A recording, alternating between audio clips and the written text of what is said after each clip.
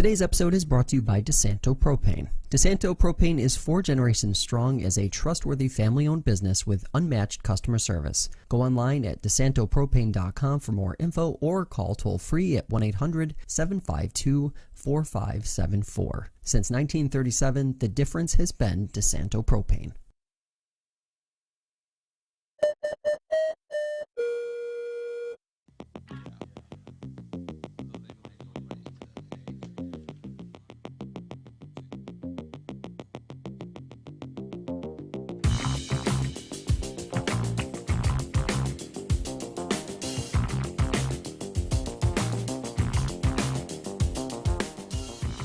What's going on, everybody? Welcome to another edition of the Debrief Podcast presented by DeSanto Propane. Josh Durso and Jackie Augustine here inside the FL1 studio. Elections are over, but that doesn't mean things have slowed down for us. No. This hour we are talking development and zoning in Geneva, election chaos in Ithaca, even a month later, the timing of local elections moving forward, and potential dissolution in one local village. We've got some other stuff on tap too. But first, we need to get to the news of the last 48 hours, which is that the state's congressional maps have been tossed. Jackie, here we are talking about a 4-3 ruling, which states that the redistricting commission has to go back to the drawing board and recreate maps, while, by the way, these races are kind of starting. Right. It's crazy. Yeah, I feel like we're back where we were last time when the maps weren't fully decided before the races began.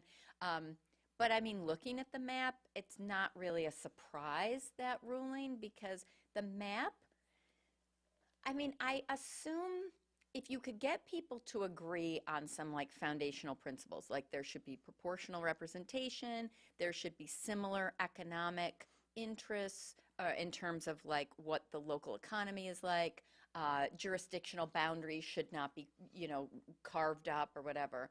I bet some AI bot could draw you a perfect map, but no one would like it because, I mean, this is about gerrymandering, and it's frustrating. Like, it's just,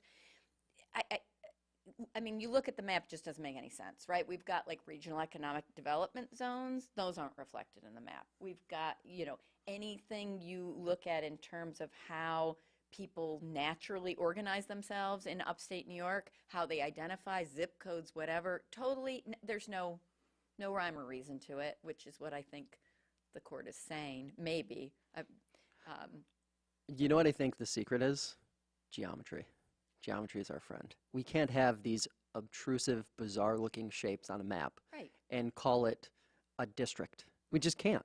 Right. So, in my mind, they either need to make visual sense, which is kind of a ridiculous thing to have to say, but, it's hard enough for the average person to get engaged with these races because they're so complex and they cover issues that, frankly, a lot of people, when they think about local politics, aren't thinking about. The stuff Congress deals with isn't really the stuff that your local school board is dealing with or your town board is dealing with. And now, the problem now in my mind is you've got this redistricting process that's going to be playing out as candidates begin to announce their candidacy. Some have already announced their candidacy. It creates this really confusing situation, which, by the way, is only made worse by the fact that the deadline, I believe, is February 28th for the new maps to be submitted, which I think pretty much runs right into when signatures begin to get collected, and it just creates this scenario where, what are we going to have on the ballot next November? It'll be so hard for anybody, I think, to really wrap their head around what's going on. And by the way, I remember all the times you've said, especially over the last year when we're talking about Geneva, how important primaries are. Yeah. So, and I think it's just, the timing is bad. I agree. I don't think that's an argument for leaving it as is if the boundaries are bad, which they are. But I really wish, can't we just have like a number of kind of off-ramp rule? Like Jamestown and Ithaca don't belong in the same district, right? If it takes you 10 exits on a major highway to get from one place to the other, then I'm not talking about like 490 in Rochester where 10 exits gets you, 3 miles down the road. But, it just seems like people cared about representation for upstate, then it would look different so that you could actually maybe interact with your congressional representative at a centralized place as opposed to needing 75 district offices because the district is just so big that it's not convenient for anyone to get to any point in it. So I Yeah. don't know. I'm just generally frustrated with it because I feel like it is maneuvering on both sides of the aisle, right? And what ends up happening and what we see is you get this totally dysfunctional Congress because if you create a district that's mostly Democrat or you create a district that's mostly Republican, the primaries become the election. Yep. And the primary is just about who's the furthest out within that group. Who's the furthest left for the Democrats, who's the furthest right for the Republicans. And how are those people going to govern when they've all got to sit around the same table? Because there are very few people running for national office that are interested in getting along with one another. It's a lot of self-promotion, and the only way you can curb that is by putting some restraints on who gets access to the position in the first place. So you'd want to go for a more moderate, you know, these purple districts, right? You want it to be as close as possible. But Yeah, I think okay, so I go back to all the maps we've debated and discussed in the past. New York State has a map for economic development. They've got a map for this, a map for that, a map for everything, and none of the maps look the same. right. They all define different areas as different things. And to me, it seems like it would make sense to draw inspiration from one of them, pick one. And obviously, it's a bit different because you're talking about total population, and that's what determines how many representatives and all that sort of thing. But you could draw a map that makes a lot more sense logically using any of those maps Right. than just kind of willy-nilly or trying to create the perfect district for a Democrat in this area and a Republican in this area and, you know, that sort of thing. So, I hope for everybody's sake that something that makes logical sense comes out of this, but who's to say that won't be challenged? You know, the interesting thing here is like, it's been 2 years now, 2.5 years, where the state's basically been stuck in this process going back and forth, and the two sides don't really seem like they're able to agree on anything. So, you know, are we just going to be dealing with this every 2 years where we're trying to fix something that never becomes final? I don't know. We'll see. Shifting to some local stories. First up in Geneva, city might be getting another Dunkin' Donuts. Oh my. Seems like. So the sale of the Gateway parcel at the corner of Exchange and North Streets was originally put on hold, I believe, for some environmental Yes. reasons. They needed to do some investigation. Investigation was completed. Now it looks like, at least according to the reporting that I saw a couple months ago now from the Finger Lakes Times, that it's moving forward, that the city is moving forward with it. Talk to us a little bit about that and what we see happening here, other than, I guess, the annoyance of another Dunkin' Donuts at a Yeah, I mean, bizarre and location. you know, I don't know. I do prefer local coffee shops, but I'm not I'm not anti Dunkin' Donuts. I know you're going to get a lot of nasty emails after this about how I'm unfair to Dunkin' Donuts, but I think that the idea that on what they call a gateway parcel into the city, one of our, I mean, we all know we don't have a lot of developable land left in the city, and the idea that a Dunkin' Donuts would go in, that if you spend a few minutes walking around talking to neighbors down there, is not wanted, is not serving their demonstrated well-discussed interests with regard to access to healthy food, economic development, etc., housing, you know the basics. Instead, this is Dunkin' Donuts. Now, to be clear, I know City Council's taking a lot of flack for this. They don't actually own the parcel; it's the IDA. Right. So I understand, people are frustrated that City Council, and they're looking to the next City Council to stop this. But unfortunately, the City Council's kind of powerless to do that. Although the city council does appoint the IDA, well, I guess the city manager appoints the IDA, but, with some clear direction, it seems like the IDA could be more responsive to the neighborhood needs, and the actual information developed in the comprehensive plan. I'm still not done talking about it, but I think, the IDA's perspective, if I had to assume, and I welcome them to correct me because it would be great if there were more public justification for this move, is that here's this piece of land, we'd like to do something with it. We don't really determine what the market says, so here's what came along. And that's how Geneva ended up with several dollar stores and other assorted items. The things that come along for pieces of property like this are not necessarily the things you would get if you hung on to it and developed it in a different way. What was there before? A house? No, there was like a U-Haul rental place for a while. It was A commercial abandoned. structure of some sort? Yeah, and before, and there was a house that was taken down as well. I adjacent to remember that, yeah. property. But, I think the history of car maintenance dealership gas operations there, it was no surprise there was going to be environmental cleanup of some sort required. Yeah. But again, it's a neighborhood that's crunched for housing and other opportunities, and a Dunkin' Donuts doesn't feel like a win in that regard. But the IDA, I think, has different metrics for their decision making. Yeah, so I guess the only couple things that pop in my head with this is one, I guess to push back on the idea that Dunkin' Donuts is not local. Franchisees can be True. local, of course. I don't know who's developing this particular one, but yeah, kind of just a side point. The other thing, to your point, doesn't really make a lot of sense. Like, to me, a Dunkin' Donuts going here in this spot doesn't really pass the eyeball test.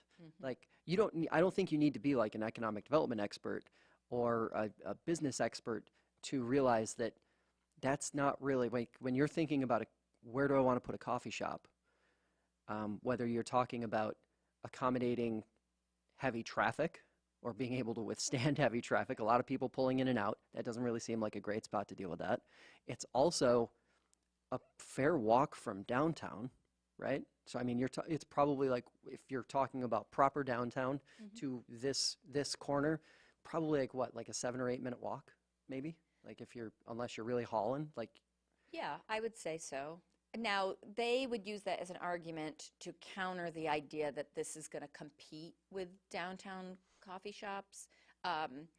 Again, Geneva has an economic development strategy, which is about, I thought, nurturing and fostering small businesses. So this does seem really weird that they would bring in a Dunkin' Donuts that would then service a part of the city that is being serviced by what I would consider serviced by coffee shops.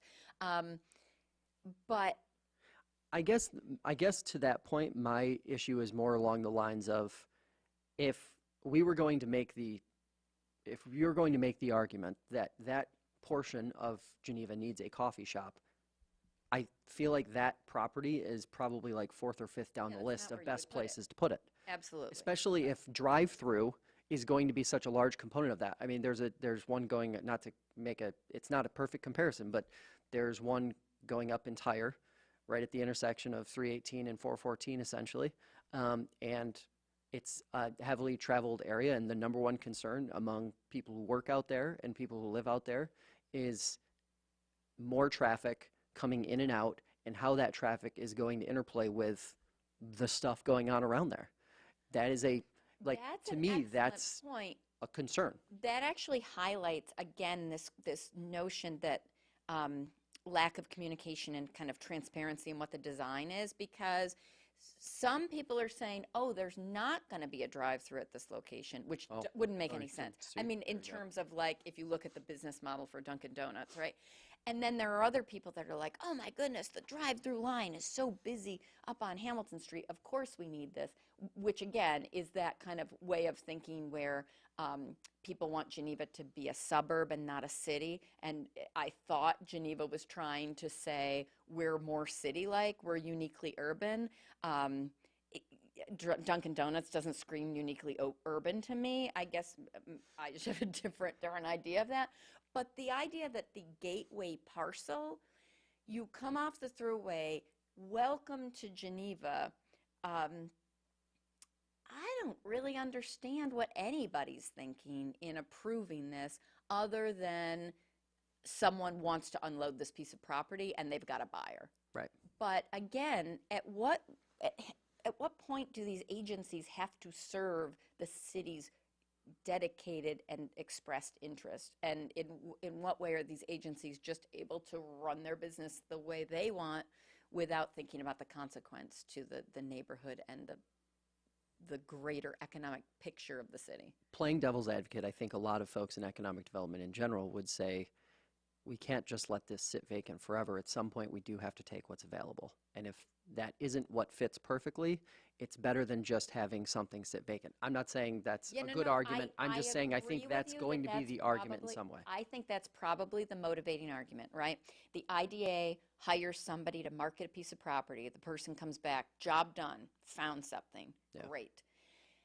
Again, I think if you look at how economic development works in other communities that have been more successful than Geneva has been, patience, standards, and logic carry the day more than just expediency. Now, I understand no one would say that this has been a fast-moving project that's not been expedient, but the point is sometimes the perceived loss of a place being vacant is not as great as the loss to the community when it's misdeveloped. It's fair. That's my position. I know it's unpopular. The project's going to happen. No one cares what I have to say about it, but I do have a strong opinion. Also, I would like to just say all the stuff I said about a drive-through. If there isn't going to be a drive-through there, my apologies on casting aspersions about that. Well, I don't know. I don't know that think that's still an open question because it would be helpful if someone told us. Dunkin' Donuts without a drive-through does seem a bit strange, but that's neither here nor there. Let's talk zoning. Everybody wants to talk about that. That's really exciting. City Council we'll call it a year-end success, finally gets an update to its 56-year-old zoning ordinance and its map. That happened at the meeting, its regular December meeting this month. Changes go into effect in March. Seems like the big thing that stands out from this is the short-term rental rules. I suspect you probably have identified some other things that are important there, but operators are going to have to get a license now, it seems like. That'll be an adjustment. I'll be curious to see, because this always, whether you're talking about a village, a town, or a city, your zoning is only as good as your enforcement is. So how do you corner all of these really slippery and slidey kind of properties? It's very easy to turn your home into an Airbnb or a Vrbo, especially with all of the non-mainstream marketplaces for those now. Be interesting to see how this works. A lot of counties have been taking action on that front, so be curious about that. But what else? What all stands out to you from the zoning changes? Well, in some ways, I'm worried about drawing attention to certain things because, it only takes a majority of council. Well, I guess at this point it would take 6 votes, supermajority, but still, to overturn these things. But the first thing, obviously, is drawing people's attention to the fact that the lakefront has been rezoned now to open space. So the commercial, the special use permit residential, the other things that really have kind of dogged Geneva over the years, will they or won't they? What are they going to build? Which developers got the in? At least temporarily, I think, has been put to bed because the public process that would be needed to kind of override that would be very onerous. So I expect council instead will turn its attention to something like the OEO property, which again, the first idea they're going to have is going to be a big box. Is that the highest and best use for that property? We've had so many proposals for that would not have turned out to be the best use. We'll see. I think they're impatient. I'm worried where that's going to go, but the OEO is zoned for development, and I believe, although I should double check this, but I think it is exempted now from the height restriction, but I need to double check that. It might have gone from like 3 to 5 stories or something. So I think you'll hear more about that as people who live on South Main Street start to realize that their view shed might change, and people in along kind of Main Street and Seneca Street start to realize that their view shed might change. Other things, again, yeah, the short-term rental thing was, I feel like it was nearly a coup to get them to do that, which is great. It's definitely an important step forward. They did not accept the recommendations to rezone the largest swath of undeveloped land in the city right now, which is up on Lockland Road. So that the residents gave a lot of pushback to that. Unfortunately, I think the plan for that zoning was really well described way back at the beginning of this council's term, but they weren't paying attention to it at that point. And, you know, as it moved along, they kind of removed it because I think they didn't really understand it. So the final product did not include that. But yeah, I think, you know, some of the other things about some changes to lot size requirements and maybe the ability for Geneva to become more nimble in responding to its housing crisis are encouraging. Yeah. It's good. Which wish list items, if you had to create like a 2 to 3 really important points for the next city council to try and wrangle in the next 12 months, what would you put on that list? Well, it's an unpopular view because it's boring and dry. My first thing would be I hope they do some training, because I think you get a new group, they're eager to prove that they can get stuff done. They've got a majority. So, I mean, the group coming in is going to do what they want. Yep. And my worry, again, I think starting with the OEO site, is that they're just going to do stuff to show they can do it without like spending the time to think about what does planning mean, what is durable and sustainable economic development, what are the kinds of protections that the city needs to take when they're entering into a development project.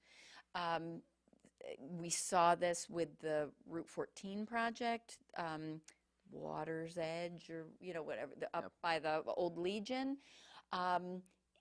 You know, no performance bond, no requirements, no clawback provisions that I can see. And those are just basic things. So I think they could take a lesson from the last council, which, because of COVID or leadership or whatever, staffing, I don't know what, didn't do the training, didn't really learn the job in that regard well enough to put in those protections. If this new group doesn't want to be like the last group, the first thing they could do is start going to some of these trainings and like learn the job. Yeah. It's interesting because I think, you know, we hear it over and over again, uniquely urban, uniquely urban, right. Uniquely urban. But I think when it comes to city council, there's this like, what are you and what are you pursuing?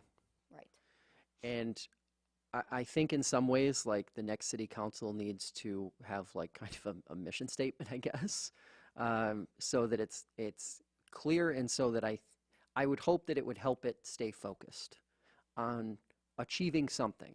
Because I think a lot of times, and this is not an indictment of Geneva, this is just an indictment of government in general at the local level.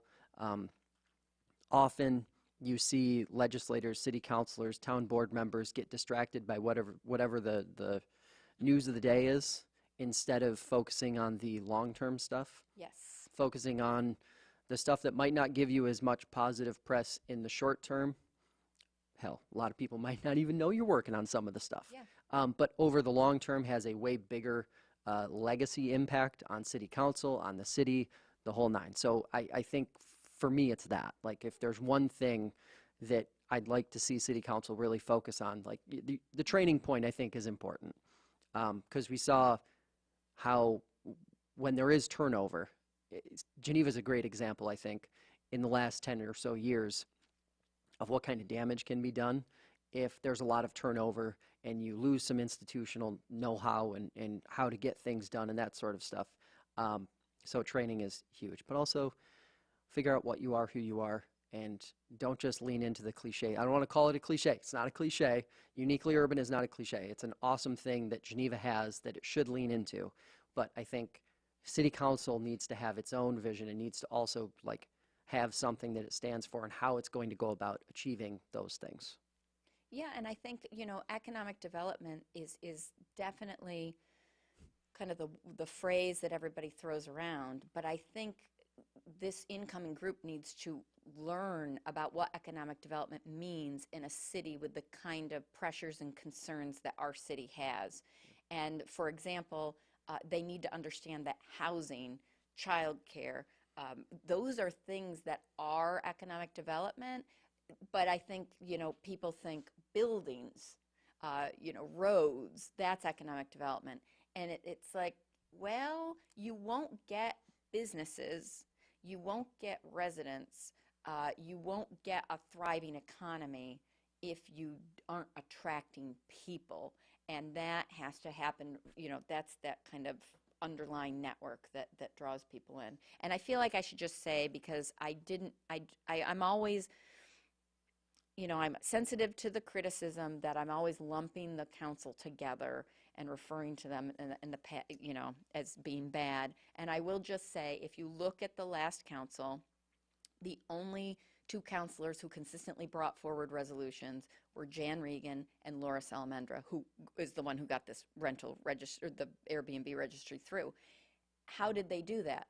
By learning the job. So, again, I think this new council, if they want to be effective in getting stuff done like that, as opposed to all the other stuff that didn't get done with this council because nobody else brought any resolutions forward to do things, they need to learn the job. The city council also will have a unique opportunity to address housing in a way that previous city councils have not. Yes. Because of what the county is doing. Yep.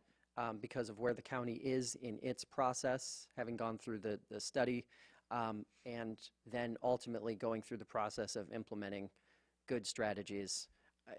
It could turn the other way, but let's talk about one county issue that has been ongoing now for the better part of a month or so.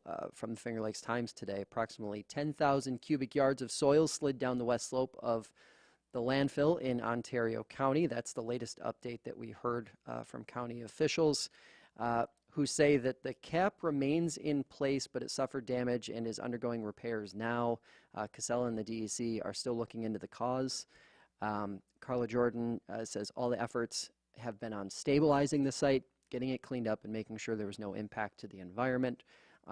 Obviously, I don't think we've done a show since the actual landslide, but landfill landslide was a headline for a solid week and a half. I think it's kind of shifted a bit into the background, but how do you feel about the county's response so far and the DEC's response? I have some feelings on the latter more than the prior. I would feel much better if the DEC were taking the lead in educating the public about what happened. I don't like deferring to the county and particularly to Casella to give these updates, because I think we need to know that the state kind of understands the magnitude of what happened. And I guess my continued concern is that in the press releases that the county has released, these carefully worded, well-crafted, like, remember, Casella doesn't own it, the county does. And remember, it was a third-party person doing the work, not Casella themselves. Like, residents don't care who's passing the buck to whom. Residents want to know what happened and what is the impact. And to tuck at the end of the press release, which came several days after the incident, that there will be some pronounced odors because it damaged the piping, the gas collection piping in the massive slide, really seems tone deaf to the experience of people who live around and particularly downwind of the landfill, it's not just like, oh, there's going to be some odors. It's like, yes, the pipes that are specifically developed to prevent the release of gas into the environment generally failed, were broken. And now we need to clean that up. So I just wish there were a little more openness. I think if I say honesty, people think I'm saying that there's dishonesty. I believe my notion of honesty is not just telling the truth in response to a specific question, but disclosure, being forthright, anticipating what somebody's concern is and actually addressing it before waiting for them in a lawyerly way to tease it out from you. So I would like more concern for the residents all the way down from county government to Casella to the state. That's not in rank order, sorry. And I feel like the response has been, in my view, insensitive and downplaying what happened. Yeah, I think, so my issue is more with the DEC than the county. I think the county, in some ways, shouldn't have to. I know it's operated and owned by the county, but I don't think the county should have ultimate responsibility in something like this, because if you really want to look at this from the objective outside, how could a county who operates its own landfill, even though it doesn't operate its own landfill, but it owns its own landfill, how could they be objective about something bad that happens at the place that, right? There's always going to be that perception, no matter how forthright they are, no matter how honest they are, there's always going to be that perception that, well, they're holding something back. Right. That's why I think it would behoove the state and for all parties involved, for the DEC to take the lead in all of these issues. It's just like the same goes for the Seneca Meadows expansion. You know, the DEC's role in this so far, the application process in terms of facilitating these town halls and information sessions and things like that has been minimal to non-existent. And I'm not saying that's a good or a bad thing. I'm just saying that stokes fears. Yes. That creates uncertainty. That creates, whether you like or dislike the state, or you think New York is terrible or not, the DEC is a pretty good agency that when it's on something, it tends to do a good job dealing with whatever that thing is. So when it comes to this, I just feel like from the jump, the DEC should have been taking the lead. The press releases should have been coming from basically the DEC, in my opinion. Agreed. And also, I think there are different things when you're talking about communicating something bad that's happening, and this is me kind of putting a media strategist hat on. I think there are different things you can do that would create, that would tamp out some of the fears. For example, nobody's seen a picture of this thing. Nobody's seen a picture yet. I mean, 10,000 cubic yards. You know, at one point I think it was like an acre. It was described as an acre or something along those lines. 3 acres. 3 acres. Yeah, it's 3.5 football fields worth. Okay. That's the surface area. So two things happen there, right? One, you picture in your head 3 football fields plopped together, and your brain either goes in a direction of, holy crap, that's huge, or it goes in a direction, that's not that big. But either way, without having any actual visual proof, you're also going to be inviting in the people on the outside who say, well, is that even really what happened? Is that really even the truth? And I just think from a communication standpoint, everybody is benefited by just doing little things like that to show. I think it goes to some degree to showing some good intent. You mean well. Yes. If you're at least trying, you're extending the olive branch, even if it's not the most important thing in the world, it shows something. You know, I'm sure they had, one of the things, I can't remember which press release it was in, or maybe it wasn't even in a press release or a quote. I had been hearing that drones were deployed to sort of assess, especially in the beginning. Of course they were, because that's the easiest way to get a scope of what's going on. Take a screenshot from that. Share it with people. I think, especially when it comes to progress, you can certainly showcase and document positive progress when there's actual photo evidence of it, than you can just through a few, like you said, carefully worded press releases that come out sparingly at a pace of maybe like one per month I know it's over terrible. a span of several months. Was this a big deal? Was this not a big deal? I don't know the answer to that. I'm not an expert in any of those things, managing landfills or understanding the environmental impacts of this type of event, because this type of event clearly doesn't happen every day.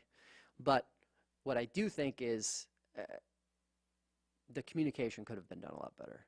And I think it would have been done better if the state were, the DEC were leading that instead of the county. Well, and I hope that Seneca County, the town of Seneca Falls, is taking a lesson from this, because think about, let's say there were an incident at Seneca Meadows, right? Who is your point person that is going to interface with the DEC to make sure that residents, now that's a privately owned landfill, to make sure that residents are getting good information, right?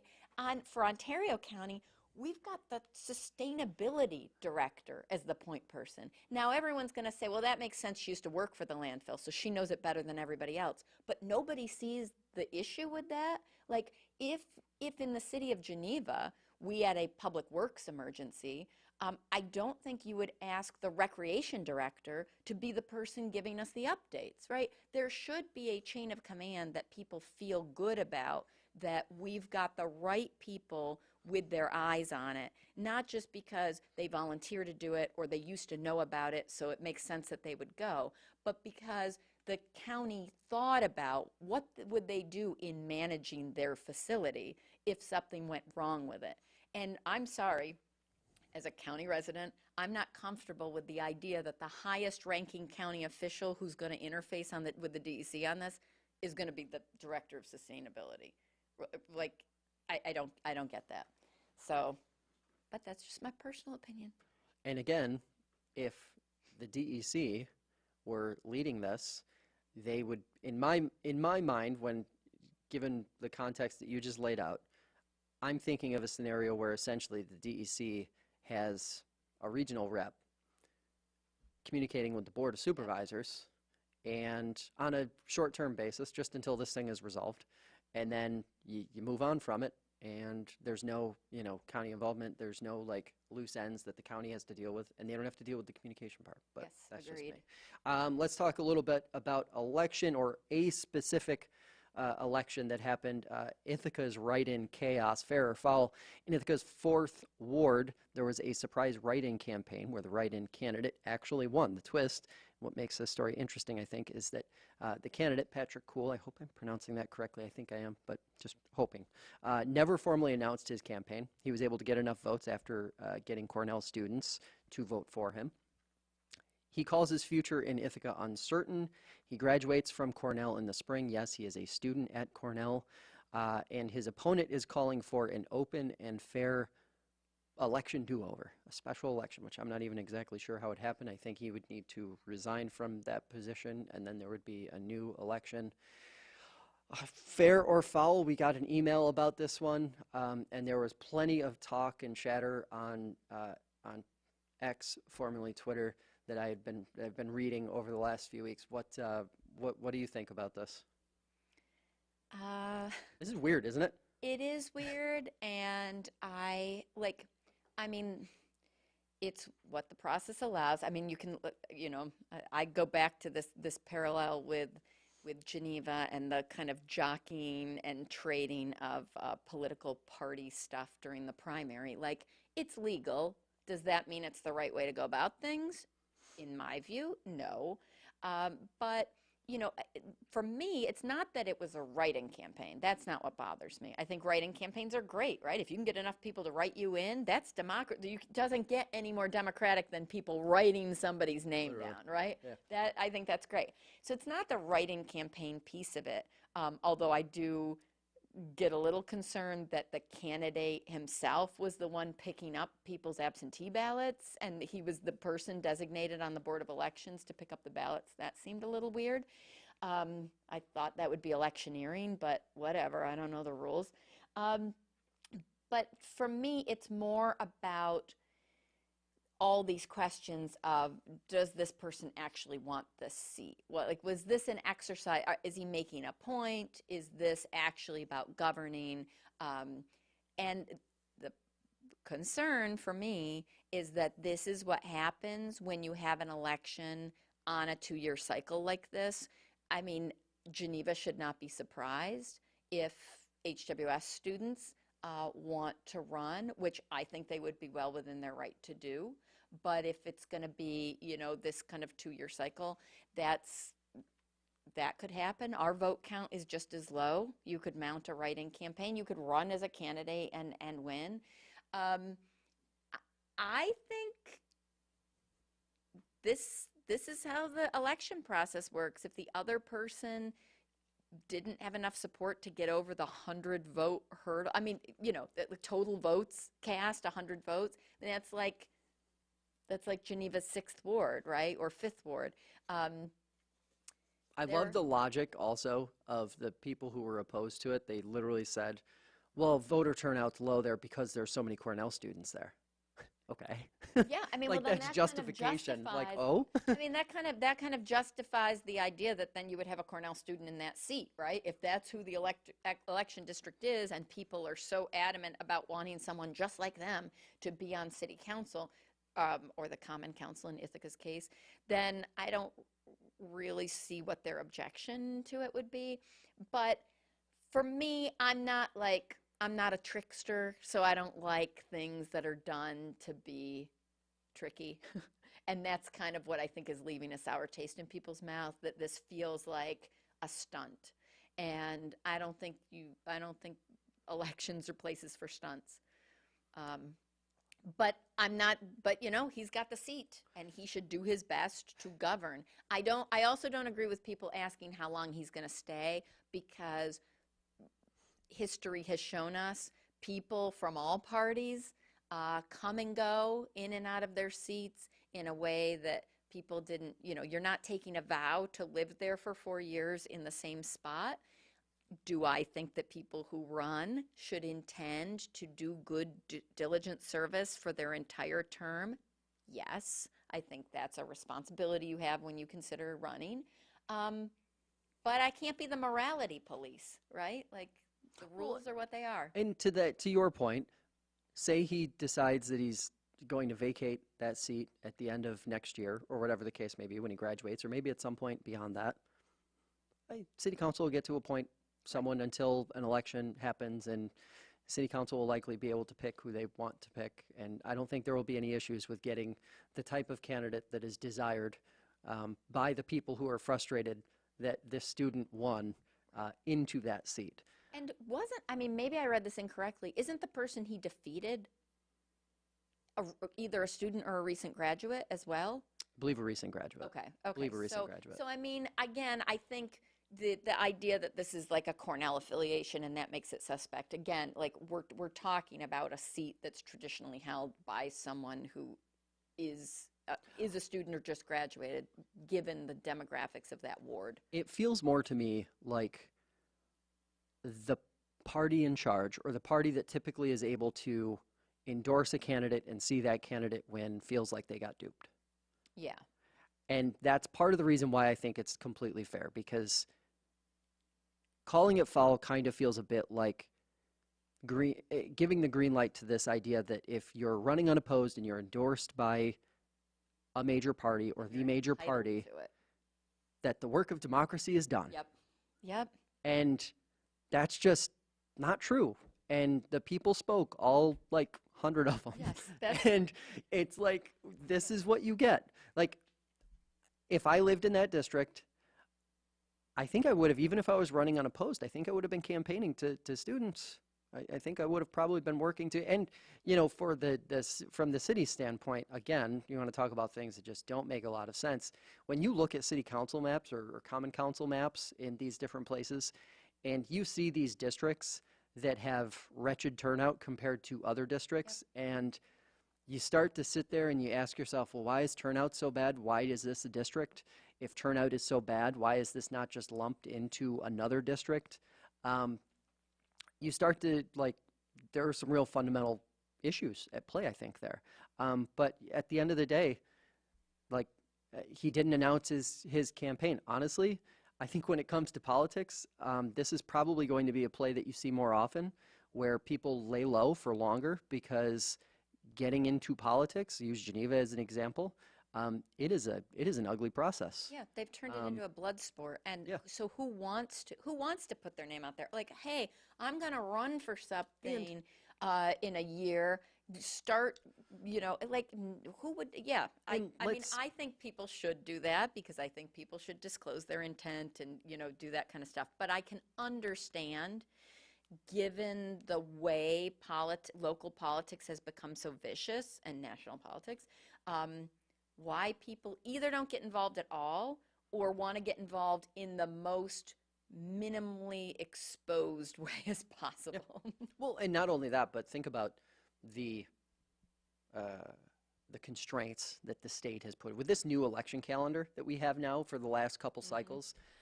It's not hard to understand why somebody would, maybe he truly didn't decide that he wanted to run until like September. I mean, that wouldn't be possible in most districts, right? That's not possible in most elections to decide 90 days before the election that you want to run. But when you have bad turnout in certain places, that is possible. And who wants to be, if you're talking about, a total of a few hundred people voting in a city of like 30,000, I think is what Ithaca is. When you have 3-ish hundred people turning out to vote in a district, do you really want to like go through the signature process in February, then wait for a primary, then maybe primary, there's one election, now you got to pump the brakes and wait until the fall and then start another election cycle, and it just like, of course, and I think this will lead nicely into what we're going to talk about later with synchronizing election calendars. But this, to me, I know there's a lot of pushback to it. I think it's fair. He won. Like, at the end of the day, that's just it. Now, if he turns out to be, a poor leader, disingenuous, not really engaging with anything or not trying, then, that's bad. That's where you can be like, okay, you're a joke. You didn't take this seriously. This wasn't a serious thing to you. That's legit criticism in my mind. Guess what? We're going to talk about dissolution, though. The Village of Wolcott is going to have a referendum in the coming weeks on whether it should dissolve its village or not. 86 signatures were affirmed out of the 100 and change that were gathered, which was ultimately enough to move forward with a public vote. Some residents who signed the petition say they didn't fully understand it. We've heard that before. But supporters say the village would be better served working with the town. Oh my God, I have so many feelings about this. Dissolution, for those who don't recall, Seneca Falls, where we are right now, has a unique history with dissolution, and now being about 12 years beyond dissolution, the shine has worn off. Lyons went through dissolution. There are communities that have done it. It seemed to take a lot of people by surprise here in Wolcott, in the village. Mayors seem to be completely shocked by it. Does dissolution work? You and I have talked before about, government kind of shrinking up, if that makes sense, in the coming years, just because of where the population trends are and everything like that. When you hear about a village like Wolcott possibly dissolving, what stands out to you? Well, I guess before everybody gets their hopes up that 86 people could dissolve any of our other villages or anything around here, this Community Empowerment Act, I think it's called, that allows people by referendum to ask for consolidation or dissolution. It doesn't apply to cities because that's governed by general municipal law. But this idea that people could say, we got too many layers of government and we want one to go away, so we're going to have an election to decide it. I think it's democratic. I'm not opposed to it, but the process, and I think when people say they didn't know what they were signing, I think this is what it speaks to. The process is that there has to be a study first before it actually happens. I think people said they thought they were signing to do a study, not to move forward with dissolution. Right. But even though the referendum is on dissolution itself, the village will still have to like do the study process. Like they have to put together a plan. Yeah. And I think once people see the plan, maybe they'll be surprised by the outcome. But I do generally believe that there are too many redundant layers of government throughout New York State, and that is that's one of the factors that causes high taxes. The redundancy, there's no incentive for consolidation because you can still exist, you can still get state aid, you can still be your own independent pride of place location that you're not going anywhere, no one can tell you otherwise in New York State, and that costs more. So I hope, best case scenario for Wolcott, they put together a plan that shows they would actually save money, and that happens. I don't think that's how it went for Seneca Falls, but.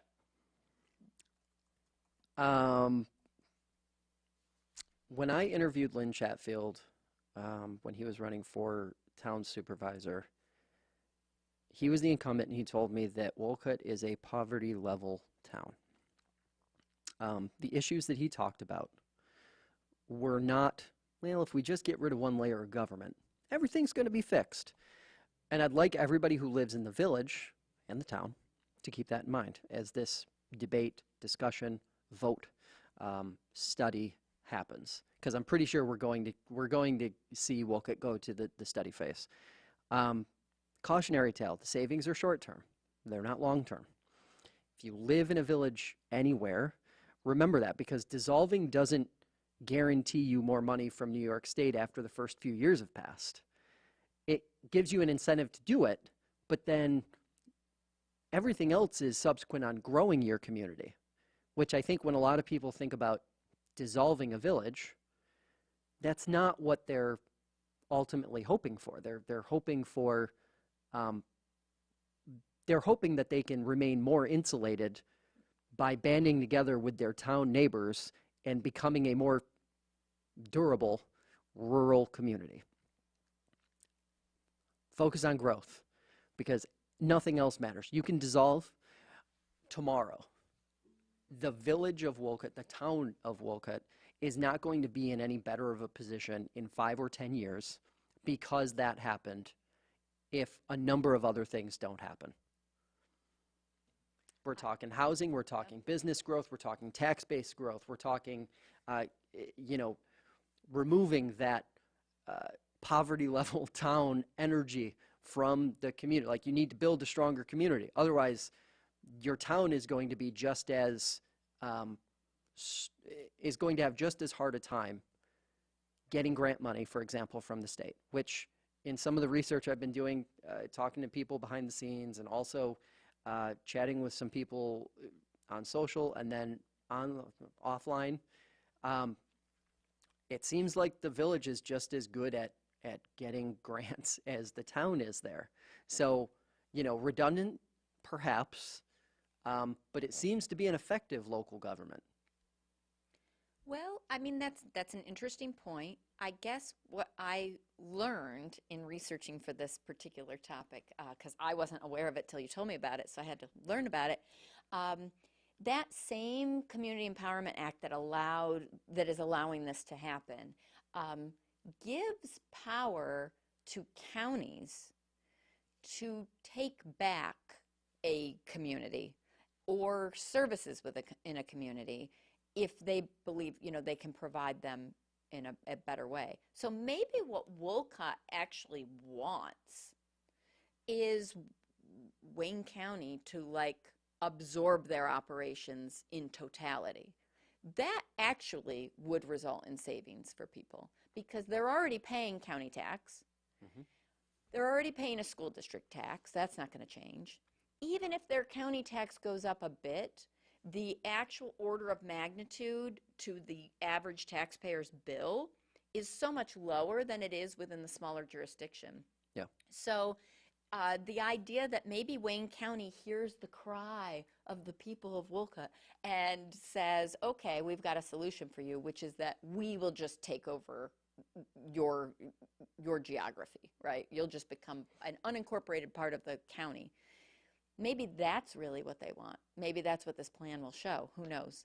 But I agree with you that that the smallest step they can take, which is this one, might not yield the biggest benefit. I think what you're describing might be the best solution for a lot of communities across the region, being absorbed into the county I agree, above. but you'll never get them to do it. Well, that is also, I think, the hardest sell, Yes. right? Like that's the hardest sell to local, people, period, because there's so much identity tied up in Which it. is very funny because when you talk to people who complain about taxes a lot, and they talk about, Tennessee or other places down south that they're moving, it's South Carolina, where they think things are so much better. County government is the reason. But you can't tell them that. They don't want to know the facts. They don't want to talk about the details. They like their community, and they can't imagine it would go away.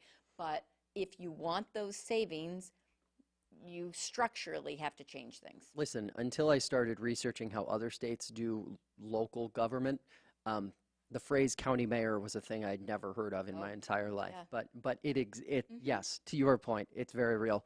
Local elections, should they be synchronized with state and federal ones?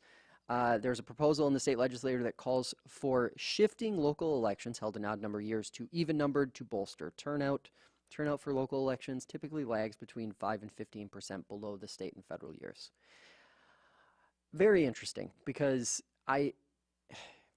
there are certain contests that are required to be held outside of this. So like some of the big races that I think people think of when it comes to local elections, like sheriff is one, would have to continue to be held on the schedule that it's held, and it would actually require additional legislative action to change some of those things. Also, the legislation as it exists right now, I don't believe deals with school board elections or village elections, or it kind of just addresses town and county races for legislative seats. Voting needs to be easier. I'll make my point's pretty simple. I think voting needs to be easier, and I think voting for everything at once kind of achieves that. But the real solution, if we're talking about fixing this the right way, is creating community around voting, around candidates, and ultimately solutions to the problems that everyday people are facing.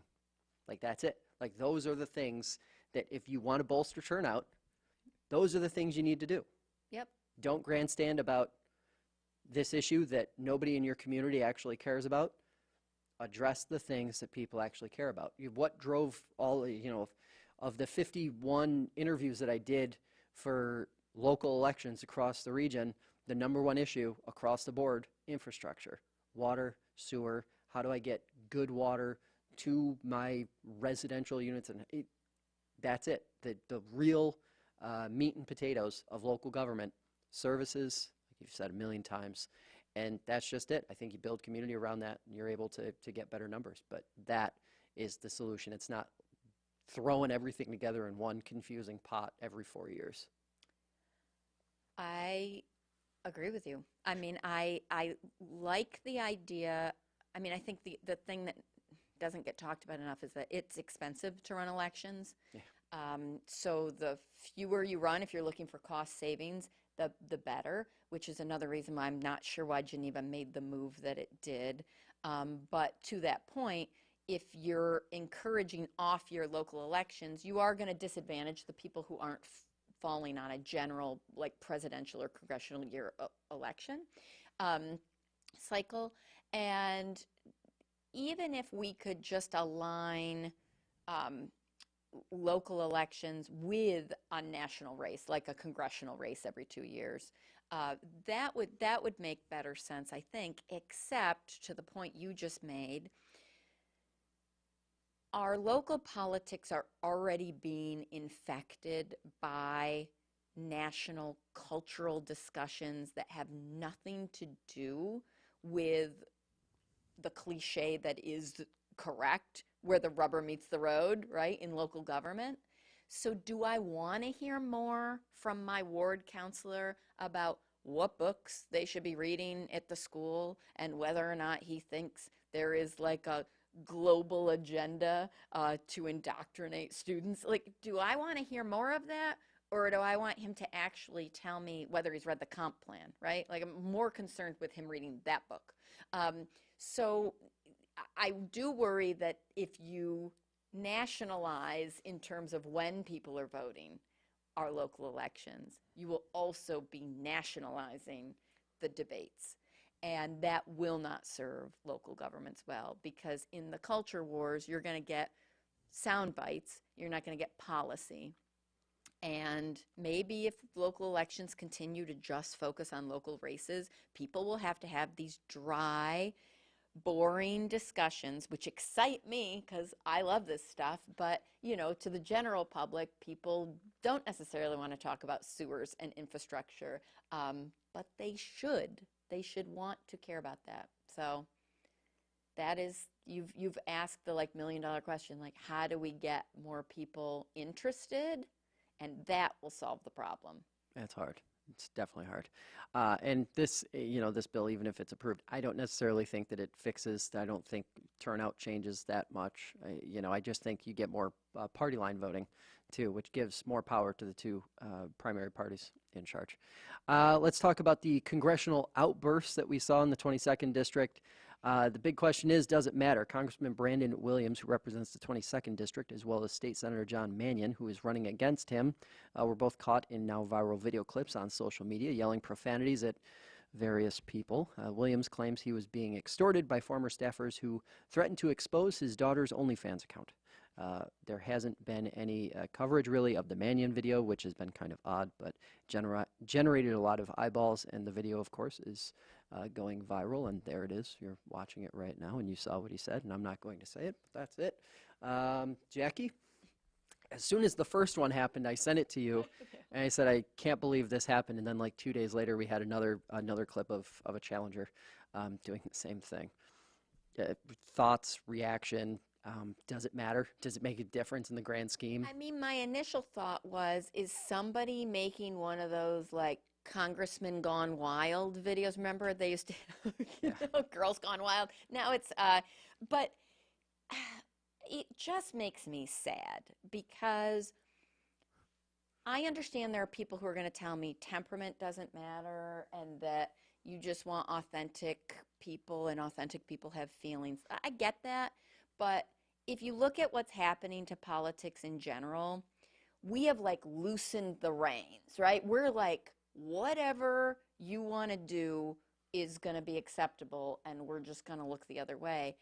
And I think public officials are supposed to have dignity and conduct themselves in a way, like, you lose the right to be off the rails, I guess is the way I would see it. But I understand people don't agree with that, and they think that's too old school and constraining.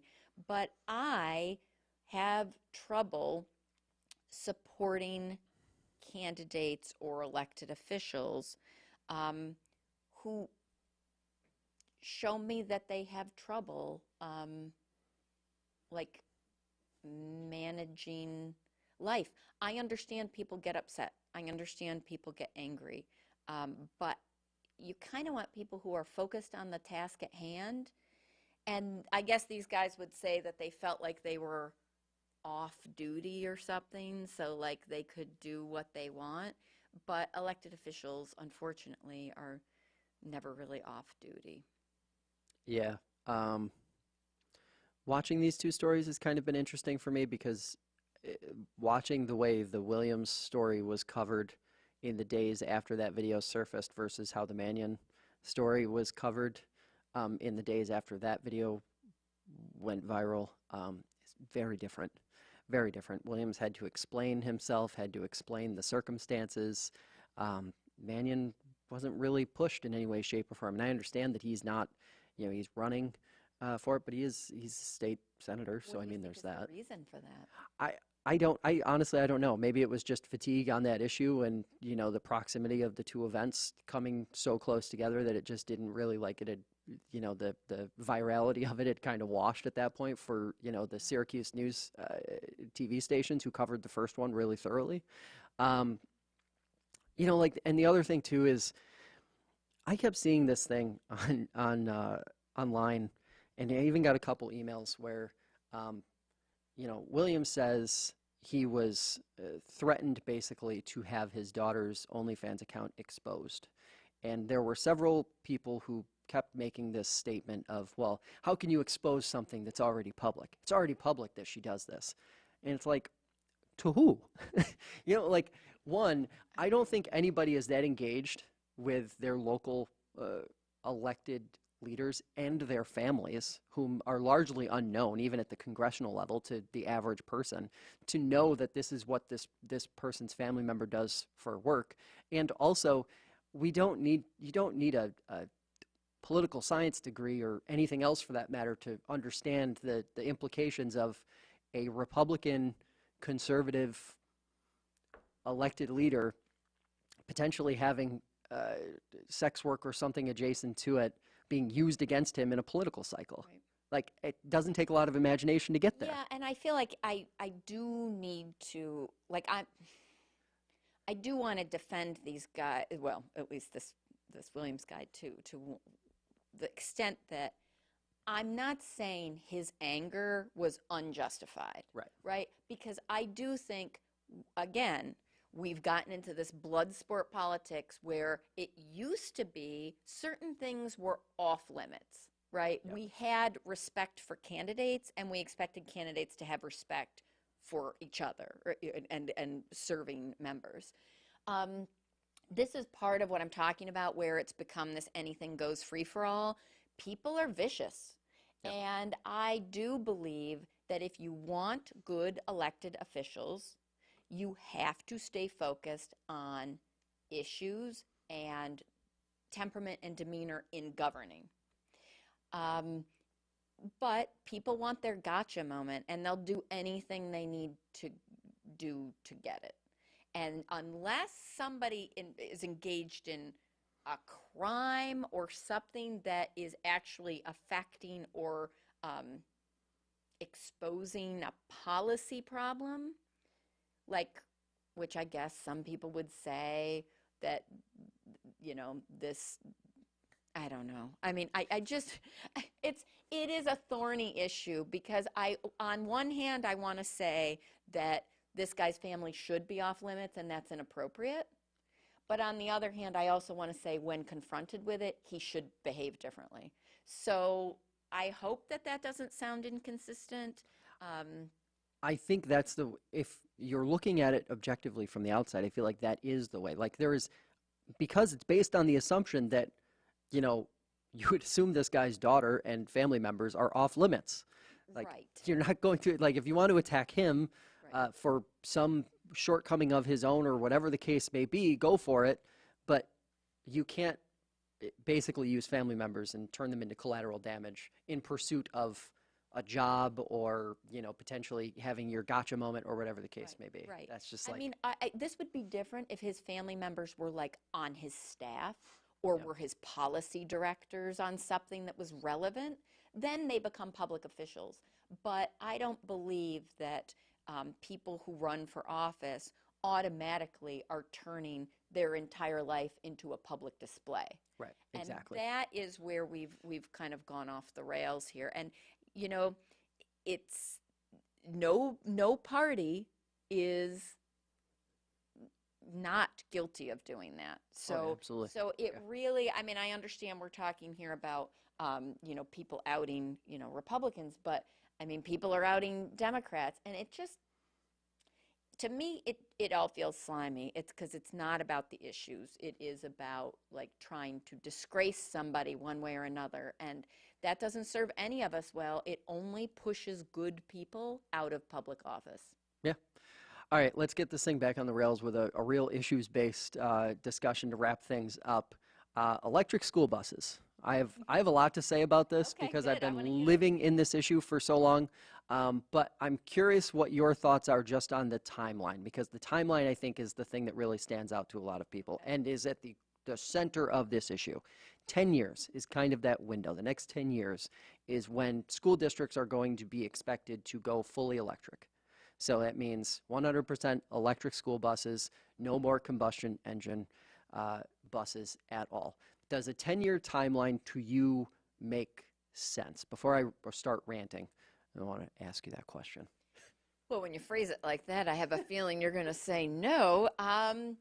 My opinion, and it's not just about electric buses, but my opinion is that if you don't give local governments deadlines and funding, things don't get done. Bingo. So for me, a 10-year timeline makes sense if the money's there to make a 10-year timeline feasible. Now,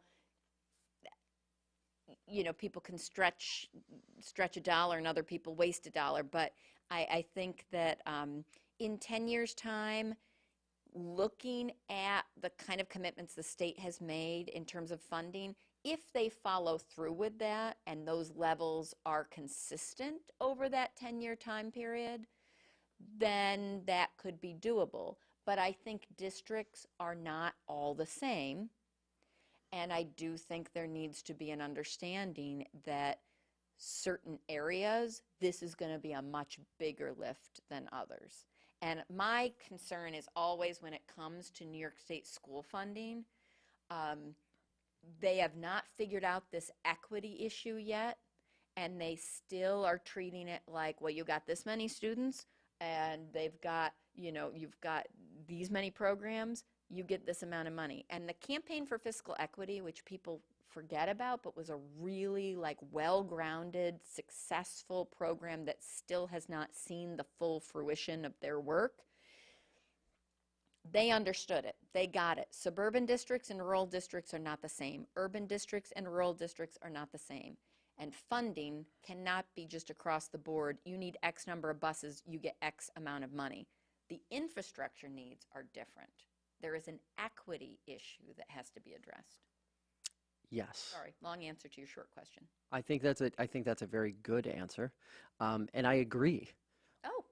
Mostly, but I think so. I interviewed Bill Harvey. He works for Leonard Bus Sales. He is what they refer to as a transportation advisor. So he is the person who sells the buses, no matter what they are, whether they're gas or electric, and he helps the districts kind of figure out how they execute it. He's kind of they're the middleman between your school administrator and the ultimate goal of transporting students around. Okay. And he laid out a bunch of concerns. I'd like to preface this whole thing by saying, before anybody says, oh wait, he's biased, because he made a lot of arguments against this transition over the next 10 years. One, he will make a lot more money. The Leonard Bus Sales will make a lot more money off of electric buses than they will off of combustion engine buses because they're just more expensive. So I'd like to preface it by saying that. And I'd also like to preface what I'm about to say by saying electric buses, from his point of view, are better than gas buses. They're awesome. He described them pretty explicitly in that interview that I did with him as being everything you could possibly be. They're obviously better for the environment. They also run exactly like your normal buses do, but there's a lot of unknowns. So let's go through the list.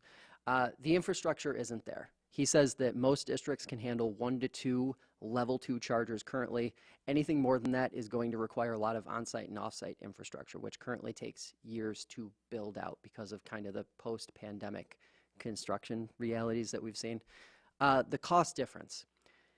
$145,000 for the average run-of-the-mill combustion engine bus versus $400,000 for an electric bus, outfitted the way they have to be outfitted. I've talked to administrators off the record over the last 2 weeks across Western New York who are genuinely concerned about this bankrupting them, especially rural districts, because you're talking about a significant cost increase comparatively. Combine that with the reimbursement schedule that's been laid out by the state. So currently, state aid, you get a percentage of whatever you're spending on buses back over 5 years. With the electric buses, that's going to be paired out to 12 years. So instead of getting reimbursed for a $400,000 expense times your entire fleet over 5 years, it's going to be happening over 12 years. In some cases, school districts are very likely going to be getting reimbursed for buses that are out of rotation. Charging versus refueling and the costs associated with it, anything but clear. So it takes around a year for NYSEG, RG&E, the providers, to actually iron out how to charge, not literally charge, Right. but like actually bill districts. So you don't actually know how you're going to be, how much it's going to cost. There's also a lot of unknown about how often these buses are going to have to be charged, when the charging is going to, so there's a lot of malleability there. Could be cheaper, could be more expensive, could be dramatically more expensive, could cost the same. We don't really know what the answer is. Range issues, this is probably the biggest one, because I think from a strategy standpoint, these buses will get between 80 and 125 miles per charge versus the 300 to 400 miles that a gas or diesel engine can go.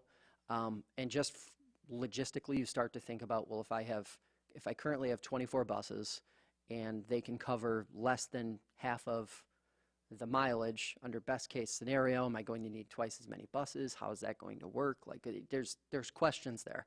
And while the state has promised some money down the road, they haven't done enough to actually support the districts in executing and solving for any of these problems. I think the number one issue that a lot of folks in school districts, and then with entities like Leonard, are arguing is the infrastructure might be the hardest thing to build out in the next 10 years. And you could say under perfect circumstances that you could get there in 10 years. But life is anything but perfect. Right.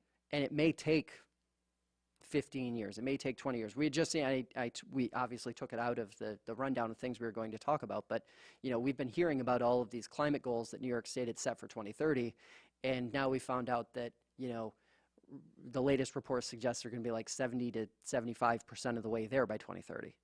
Well, that, if there's no hammer that comes down on these districts for not getting to an all-electric fleet by 2034 or 2035 or 2036, I'm fine with the state putting a date out there to try and encourage them to get there. Please follow through with the money.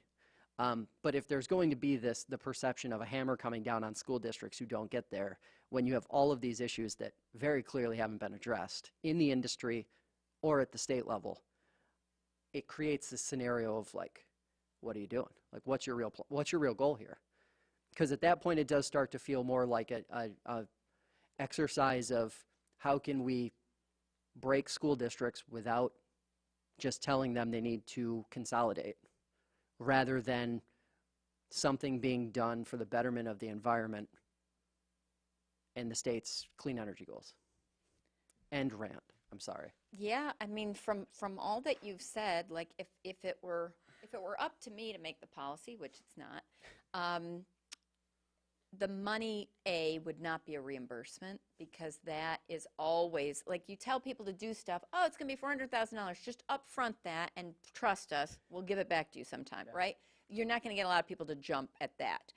That's not a good way to do it. But that being said, it seems to me like New York State has identified this environmental justice kind of matrix, these disadvantaged communities that have a disproportionate amount of impact, climate impact, in a range of ways. Why not, and no surprise, that tracks with your Title I districts, that tracks with the neediest among us. So why not upfront the money to make sure those districts have the infrastructure first and then the resources they need? Because it sounds to me, the way you're describing it, that what we're going to see is what we see with a lot of well-intentioned programs, right? Your Pittsfords, your Westchester, like your well-heeled communities gobble up that money because they're ready to move on it. They've got community support for it. They're going to push for it. They're going to get it done. And then who's left behind when the wealthy districts make this transition and diesel prices go through the roof? now you're doubly disadvantaging the already disadvantaged communities. So I guess in my view, I support the transition to the electric buses. For all these reasons, Guy says they're the best option, all things considered, money out of the equation, great. Then focus on doing it for the people who need it the most. Yeah. And then let these suburban districts follow the lead with their own currently unencumbered school budgets. They can afford to do it. They don't need the state money. Yeah, and to that, to that point, he kind of described like a 20 to 25 year process as opposed to one that's executed over 10 years where there aren't many districts that really have a head start. Like, he mentioned the Naples school district in Ontario County. They have capacity for two level 2 chargers, I believe, and I think they have them right now. And their bus garage is, I think, less than 6 years old, and they would have to completely re-outfit the entire thing. So they just built this bus garage not that long ago, and here they are having to basically go back to the drawing board. There's a lot of logistical challenges. But yeah, he was completely on board with electric school buses despite all of that, despite all those challenges. He thinks long term, as the battery technology continues to get better too, that it just makes sense. But I don't know. We'll see. That is going to do it for this edition of The Debrief. We will be back in a couple weeks. And until then, stay tuned to FingerLakes1.com for the latest headlines. Also, check out Jackie's column running every other Tuesday in the Finger Lakes Times. For more episodes, you can head over to Spotify or Apple Podcasts. And remember to subscribe. For Jackie Augustine, I'm Josh Durso. We'll see you next time.